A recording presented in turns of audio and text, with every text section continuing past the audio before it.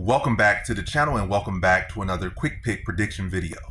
In this video, I'll be predicting the women's flyweight bout between Alexa Grasso versus Maycee Barber 2. So they fought before. Grasso won the first time. I think she'll win again here. I'll go average confidence. Alexa Grasso to beat Maycee Barber. And I'm seeing a lot of great confidence on the side of people picking Maycee Barber, but for what reason? Grasso's on like a 3-fight losing streak. She lost to Valentina in the rematch, and she lost to her in the trilogy. So she lost second and third fight, and then she got dominated on the feet by Natalia Silva. Like she's washed, she's done. And then you look at the Grasso versus Weili Zhang, Grasso versus Valentina fight, and you look at the Weili Zhang versus Valentina fight, and Grasso did so much better than Valentina Shevchenko, who's really like what pound for pound number 2 woman in MMA right now, or pound for pound number 3. If we did women's MMA, like one of the greatest women MMA fighters of all time, and she made her look easy. Like I don't think Weili Zhang had really any success. Whereas Grasso beat Valentina in the first fight, submitted her, stopped her. Second fight came close to stopping her, dropped her on the feet at one point in that fight as well. Third fight was domination, but second fight she had good moments. She was close to finishing her in the fifth of that fight. She dropped, I think, in the first or second of that fight. So, and 2 of the 3 fights she did very well. And she's like 1 win, 1 draw, and 1 loss. So really, technically on paper they're even. It's not like Valentina Shevchenko just it was a trilogy. I beat you twice, you beat me once. That was it. To people that saw the fights, you probably say it really is 2-1, but as far as on paper, legally, it's only 1-1-1. So, and Weili Zhang just got embarrassed and dominated, manhandled, woman-handled out there.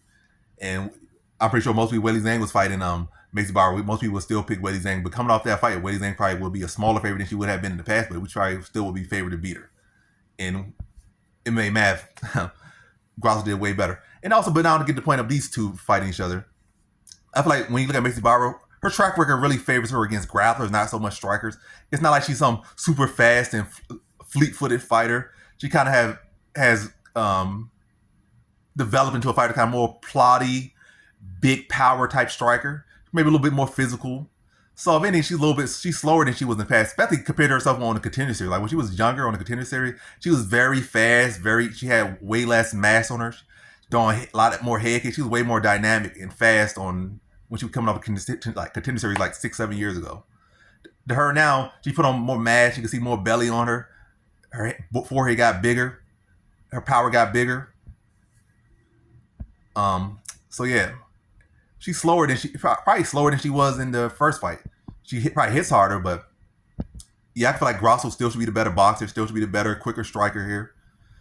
I don't feel like Maycee Barber is that great of an offensive grappler. Stats might try to say something different, like in recent fights, but I don't really agree. I feel like her best thing is dealing with grapplers that try to take her down. She has decent enough takedown defense to be able to get back up. She's strong and physical. She can get back up, deal damage. And once these grapplers start to get hit and worn down, they start to break underneath her. Then a lot of the strikers she fought, like Jessica Ai and Caitlin Chukagian, it's not like she even fought the best version, but she still struggled. She fought Jessica Ai, Jessica Ai's retirement fight.